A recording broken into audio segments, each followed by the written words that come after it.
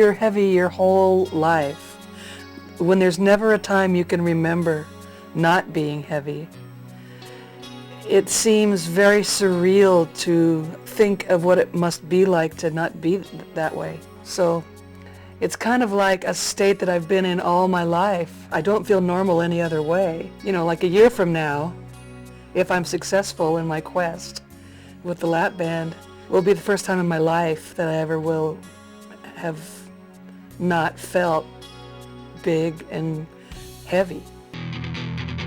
Anne's weight's always been a big career point with us, especially in the video years. That was the toughest. I was always the one that was dressed in the fat clothes, like always covered from chin to heels, put in a place of feeling ashamed of who I was and the way I was. I just went, this is ridiculous. I've been this way my whole life.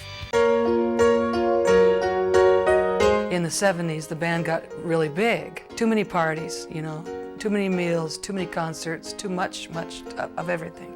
The pounds slowly started to creep on, and I didn't really notice myself until about 82 or 83. Our publicist took me aside and went, people are starting to talk. Every manager, every guy in the band, every record company guy, everybody came and had the talk with me, but it just kept piling on and piling on. And finally, by the end of the 80s, I was where I am now. I just thought, I can't handle being in the spotlight anymore and getting all these bad reviews. I'd go up there and I'd sing my head off, but all they would notice would be what I looked like in the review the next day.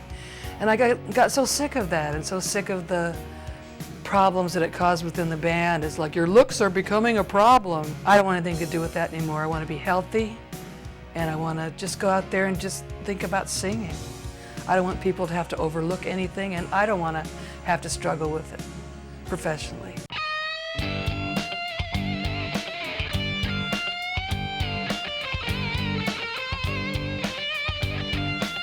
I went through a lot of testing the day before this surgery. It was the biggest physical I've ever had,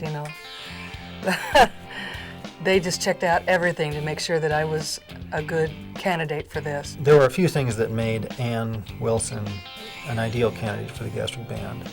One is that she met the height and weight criteria that meant she was severely overweight, and although she hasn't had any medical complications from her excess weight at this point, undoubtedly she would have some down the road.